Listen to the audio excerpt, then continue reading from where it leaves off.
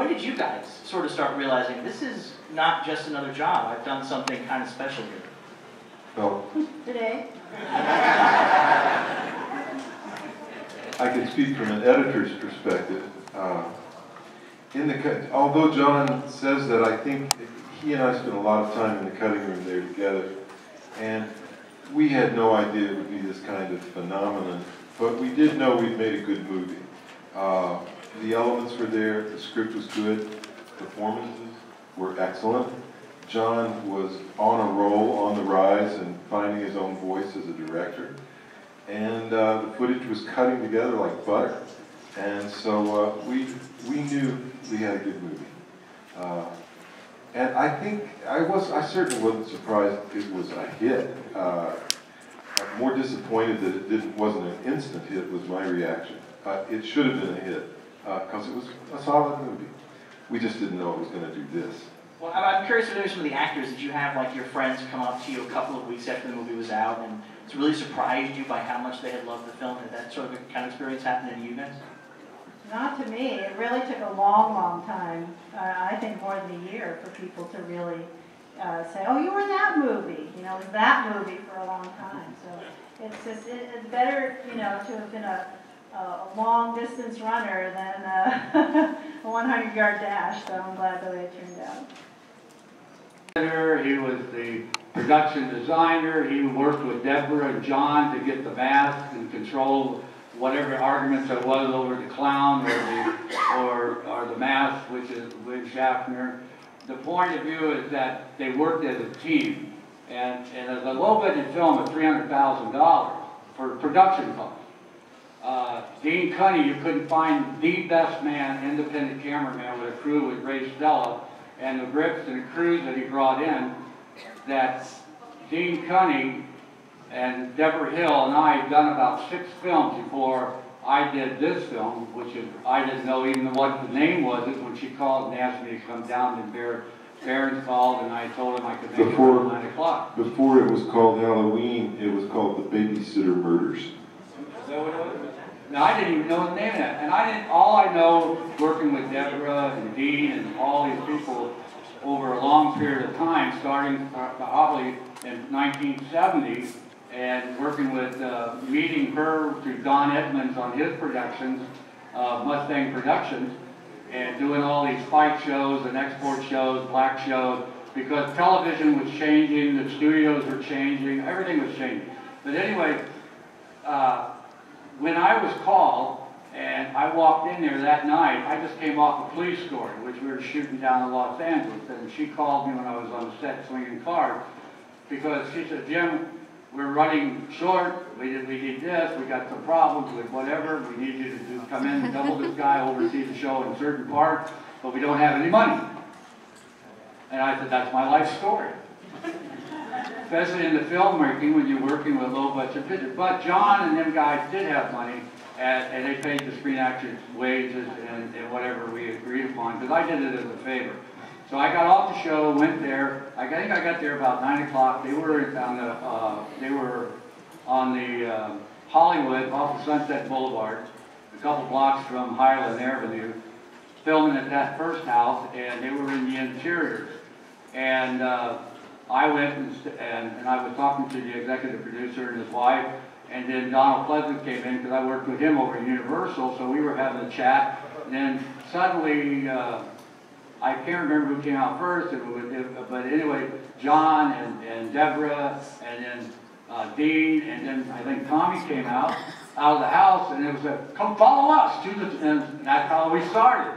Because in that neighborhood, they had a curfew for shooting. And you can't shoot it past a certain midnight or whatever time was, and they wanted to shoot this thing and get it out of the way so they could go back in the house and do the serious stuff. But how I got involved was the wonderful makeup artist was a good friend of mine and said they were looking for an actress to play the lead. They couldn't find somebody. And would I be interested in doing a horror film? And I said, wow, I'd never thought of that. Okay, so let me see the script. And I thought it was fabulous. And that was it. I don't know Tom. I did know it was not a Michael Myers movie. And Tommy, maybe you could correct me. I've walked around for a long time, for many, many years, thinking that it was your and John's intention to make like an anthology of Halloween movies, and a different story every one. But the Michael Myers character was so incredibly popular that the producers said, just keep making the Michael Myers guy. All of the above is true. Yeah. But the Halloween 3 was already in the shoot too. The deal was that John and Deborah, after making Halloween 1 and 2, were pretty much done with the sequel business.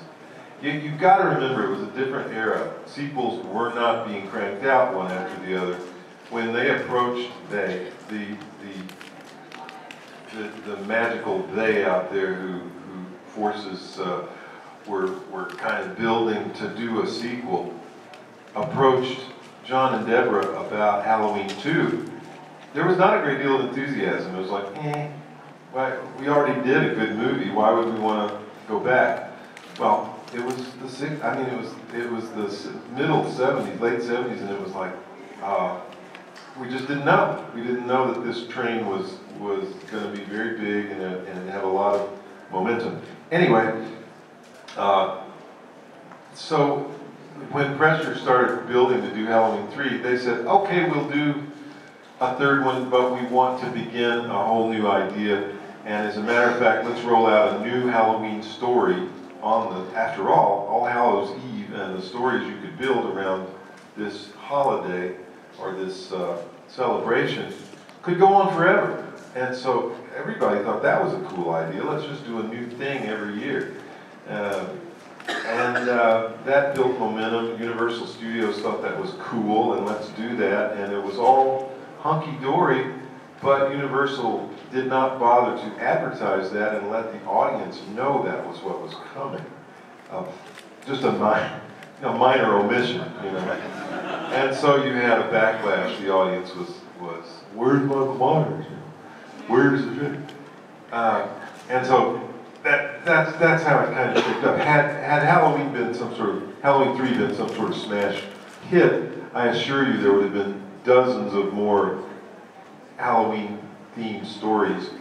But because they kind of shot themselves in the foot, the idea, it sort of lapsed. It defaulted back to the Michael Myers character because there was, as we all know, a legendary figure that just has a life of its own. The cool thing about Halloween 3.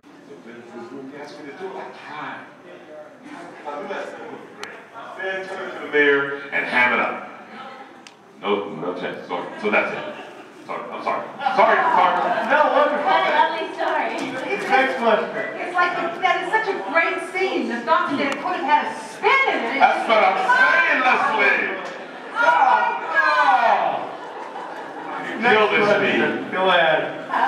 First of all, I want to commend you all on the movie. I'm a great Rob Zombie fan and a big Halloween fan. And Danielle, just seeing you back in the series after doing Halloween 4 and 5 was great. All the acting, Scout as Lori, it was all great. You did really good as Lori. Oh, thank you. Thank you so much. Danielle, Basically, you guys just all rocked, is what he's saying. Yes. Yes. I enjoyed it. and Ken, Yes, sir. recite the line when you open up the stall, see Michael. The whole entire line. Terry. What? Wait a minute. I'll open up the stall. I see Michael. What? When you're on the toilet. Which one? I have 20 lines on the toilet. The famous one. It starts out with I'm Joe Grizzly. Oh! Can you act it out for us, Ken? Joe Grizzly, bitch! That's not the whole line. Which one? I don't remember. There was so much of that. Ken, what was the line? He barely remembers all the girls. I got a taco, deluxe supreme. I'm trying to pass it in. Do you mind if we go to the next stall? The reason I did it was because they had, I read the scene, I said, wait a minute.